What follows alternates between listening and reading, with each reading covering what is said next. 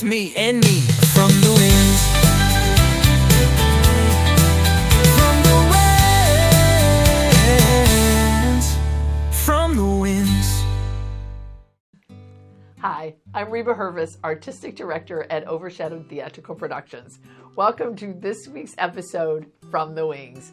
It's nice to have you back on this side of the camera, It's Rebecca. good to be back. I'm excited for what we're going to talk about. I just finished a book. All right. I know you guys are like, once a month, why do we have to keep hearing about the books? Why do we have to hear about these amazing books? Basically, there should be a Reba book club at this point. That is such a great idea. I know.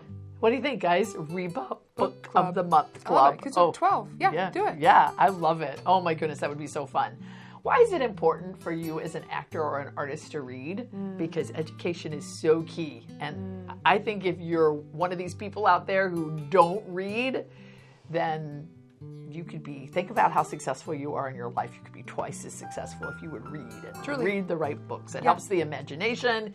It gives you knowledge. It can spur creativity. Yep. Read, people. Yep. I just got done reading a book called Grateful American, which is written by Gary Sinise. Do you know who Gary Sinise is? I'm not. Well, do you remember a couple of weeks ago we were talking to Emily, our intern, and we might have said something about Steppenwolf to her. You've heard of Steppenwolf in Chicago. Yes, a theater company. There are 9 people who were kind of the founding members of Steppenwolf. Wow. Gary Sinise is one of them. Wow. So I'll never forget, because when Overshadowed first started, we started at Itasca Baptist Church, and we basically had our rehearsals and we met in their basement. And somebody who was our technical director at that particular time came to me and said, you guys are just like Steppenwolf, because they started in the basement of a church. Of a church? Praise Yes, God. I know. Not a Christian organization? Or Not Christian? a Christian organization at all. Wow. Now, Gary Sinise in his life has found Christ. Wow. And so I do believe that we have a little bit in common. Amen. So Gary, if you're watching this, call me. I feel like I said that when I was talking to Emily too. So I'm just going to, here are the people out there that I want to call me. I want Jeremy Jordan to call me. I want Sutton Foster to call me. I want Ken Davenport to call me. And I want... Or no?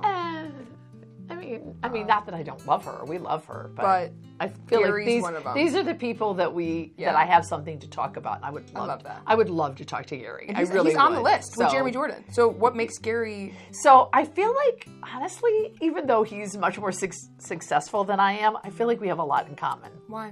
So he's a year older than me. Okay. So 1955, he started Steppenwolf based on the fact that there was a drama teacher in his life. So he's a troubled youth. He was And he says this in the book. He says this in the book. The book is Grateful American, and it's told, I listened to it instead of read it. Yeah. And so I always think that books that are written and recorded by the person who wrote them, it's just really powerful to hear their own voice and hear the way they... Yeah. And what's it's this so one? good. This Yes. one? Okay, Yeah. I love that. So that's part of the reason I listened to it instead of read it. Yeah. But in it, the reason I picked it is because he's the founder of Steppenwolf. Yeah. But I learned so much more about him. So he was a troubled youth that he talks about in his book, and he very early on drank too much, partied, took drugs, didn't want to go to class, and kind of hung out with a group of guys that if you saw them, you would think that they were part of a gang. Yeah. And one day they were in the hallway, and their drama teacher walked past them and looked at them and looked at Gary and said, I'd really like you to audition for our next play. We're doing West Side Story. Oh, so they're like, you look the part. Yeah. Typecasting. Stop it. No, and so No. they did it. He was like, I don't know, and his friends all laughed, and he got to thinking about it. It's like, I kind of think I'm interested in doing that. He went out on the and he limb. says that changed his life because it gave him something that, even though he didn't get cast in a big part, it gave him a different outlook on life. Yeah. And he kept up with it. Yeah. And she became important to him as far as encouraging him to keep up with the arts, and those people that he made in theater became his lifelong friends. And they ended up most of them went to college. He did not at that particular time. I don't know if he ever did or not. I don't remember. But they went on and he stayed and found ways that he could do drama. And so, wow, but he stuck with the drama theme. Yep. And so he got together with one of his friends and said, let's do our own play. And they didn't actually charge any money for it. I think this is the story I might have said in front of Emily the other day. But they didn't charge anything for the tickets. They did Grease. Wow. And they, halfway through the show, passed around a hubcap because it, in honor of the fact that there's a church and it's an offering plate because it's a church, right? And said, if you want to see the second half, you got to give money. No! So it wasn't like if you want to, it's if you want to continue seeing the show. Yes. That is so funny. So maybe I need to change my tactic with tickets. I don't know. Start saying, hey, if you like Hi, we're back again. Did you enjoy the first act? Yeah. Do you want to see the second? Yeah. Cough up some money. And I think they would have still gone ahead and done it, right? Yes, but that was what they did. But they got so much money that they had a $500 starter fund for the next play that they were going to do. And paid off the play that they did. And paid off the one that they did. Wow, that shows talent. I love his model of theater because he, like me, didn't charge anything for, like, the people who came and worked for Steppenwolf. They did not get paid. Yep. And they were all volunteered because they believed in creating drama that was educational, inspirational, and meaningful, which is a lot of the three words that I use to talk about drama at Overshadowed as well, too. And it's got to have a purpose, a certain kind of person who's willing to do all that and do it as volunteer. Right. Absolutely. And so they started to get more and more successful. And he talks in the story about getting to the place that then they could start paying people and when that was and when that happened. So here he gets married, falls in love with one of the girls who's one of the actresses at Steppenwolf. They're still together. They've had a great life, which I think is so rare in Hollywood and with theater. But they kind of grew all that together, right? Drama was so important to them. And he talks a little bit about the fact that he pushed the envelope. He was artistic director at Steppenwolf for a while, and he had a project that he really believed heavily in. And so he decided to go to New York and take the drama there. And the people who were back home at Steppenwolf kind of got mad at him, and they're like, no, that's not who we are, we're here. But because they wouldn't even let him use Steppenwolf's name in New York, but he did it anyway. And then it got such good reviews that then in his bio, it was like he did this and this and this at Steppenwolf. So it got notoriety instead without even really trying. It's just who he was and what happened. And so that was really the start of Steppenwolf being nationally recognized because he pushed to do something that would have never happened here. But the next part of his story that I really love is the title is Grateful American, and it talks about his journey of how he connected so strongly with being an American. And you may know him. Have you ever seen the movie Forrest Gump? I know it's a little older I than haven't. And it is, but I know it. Like, I know, like, life is like a box of chocolates. Yes. And run, Forrest, run. But I've never seen it. But I know it's iconic. Okay, so he's in it? He plays Lieutenant Dan. Okay, big role. Yes.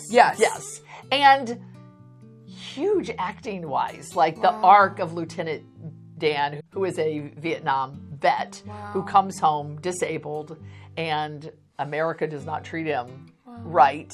He shakes his fist at God. He's really angry, but Forrest loves Lieutenant Dan. And so their relationship and how it travels together is just beautiful.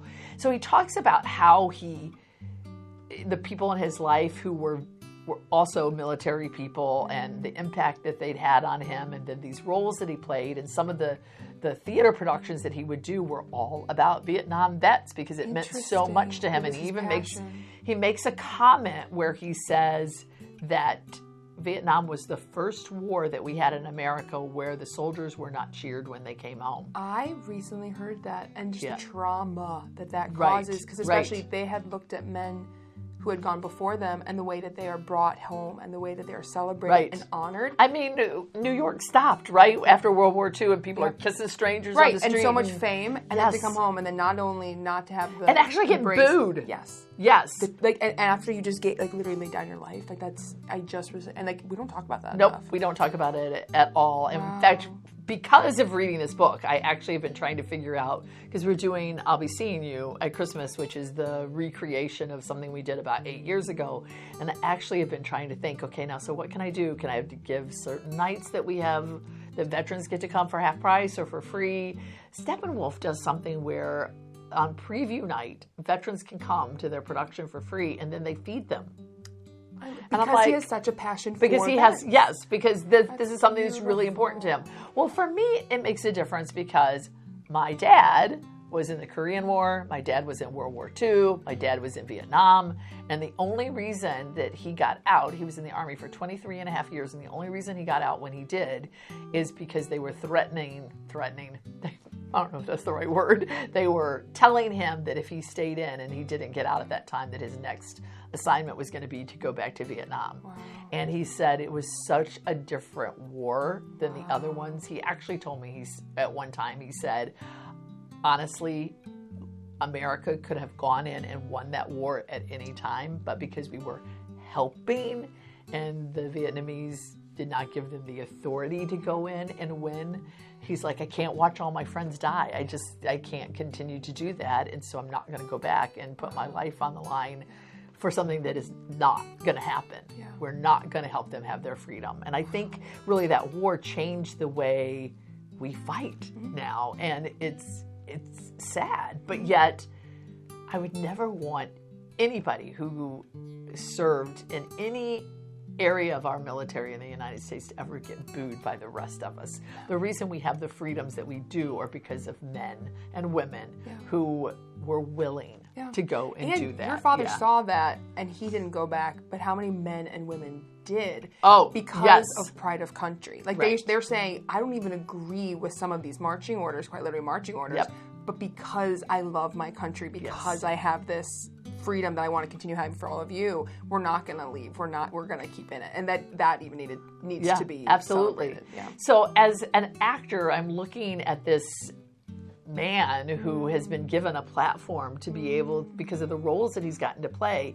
He also went on, he you know how CSI has a whole bunch of different CSI, Miami CSI. So he's CSI New York, I think. He's on it. And he plays a first responder, I believe. I don't watch CSI, I'm sorry, but a first responder that his wife is killed in the Twin Towers disaster. He's very connected with people who have lost their lives. He's heard a lot of stories from first responders and from people who their children were killed in the Twin Towers. And so it's become very much a passion for him.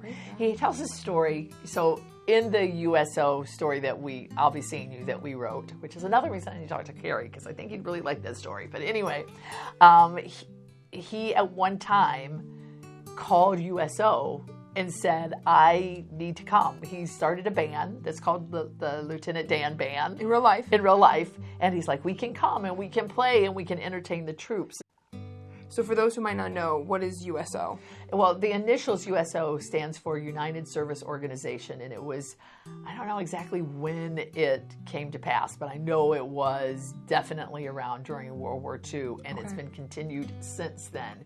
And it was an organization of volunteers that would travel and go see the troops and give them some entertainment and some love from home. And so the most popular, most familiar man who traveled a lot was Bob Hope. I was just going to say, or like White Christmas, whenever the guys were on the stage doing their little bit, is that USO, like traveling and doing bits? No, this is actually a group, not just the army men, but the actual group that would go. So it's not, yes, exactly. Okay. That was just people who, in White Christmas, it was just soldiers who were trying to make everything happy. So Bob Hope would go he would get people, and so there's been all kinds of famous people who have gone, Marilyn Monroe, and all on these front lines.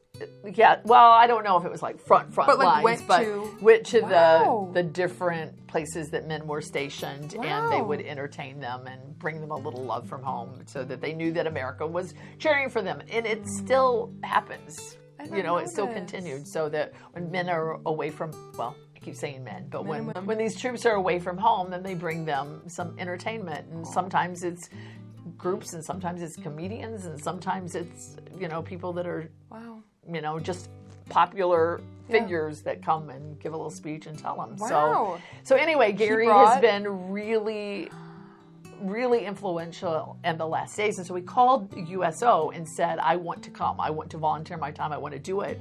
And they ignored him and they didn't call him back. And so then he called them again and they ignored him. And he was like, I feel passionate about wanting to go see these troops. And so finally the last time he goes, I'm Gary Sinise. You may not know me, but I played Lieutenant Dan. And then they called him back. Because they didn't know his name, but if they know Lieutenant Dan, they know. Well, I mean, I'm assuming that that's why they did it. But you just but his perseverance is yes, like, wow. Because it meant a lot to him. And so then he tells stories about how people everywhere he'd go, people would go, oh, it's Lieutenant Dan, and I think they connect with him. Yeah. Especially in the Army hospital, because he played a disabled veteran. And played it well. And played it well. And so Honored there's a little connection. Oh. Anyway, since then, Gary has started a foundation called the Gary Sinise Foundation. Wow. And in it, I want to tell you what things that it does, because I honestly got done with the book and thought, I need to look up what these organizations do, because I think we can do more.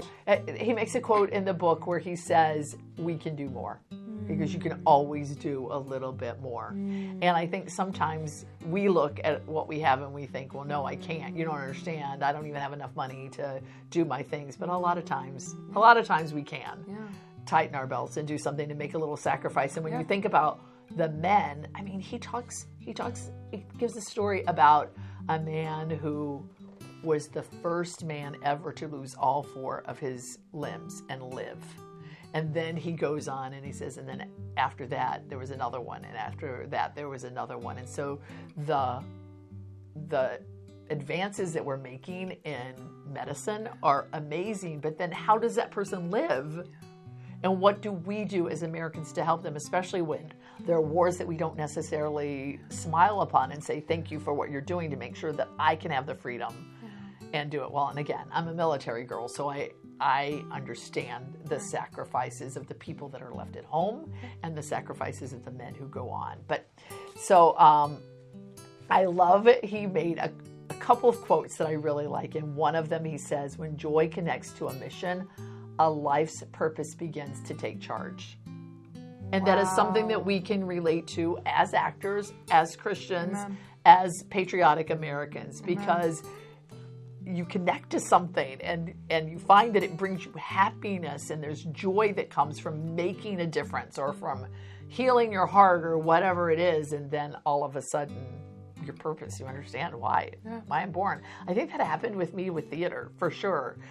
Like, I feel like, even though I was a shy kid that I've talked about, when I realized what it was that God wanted to do with the desire for drama that he had put in my heart, then I was like, oh, I understand what it is that I'm supposed to do in life. And sometimes it takes you a little while to get there, but you do. And it sounds like the same thing happened with him, because if you think back, when he was this little ragamuffin not doing much, it took someone saying, hey, you are a little ragamuffin. I want you to do it on stage. Yeah. And he did it on stage, and he was There's a reason you're a gang kid, right? Wow. There is another one that is also a really good quote that I want to read you, and it says, freedom is not something all human beings simply get to have and enjoy.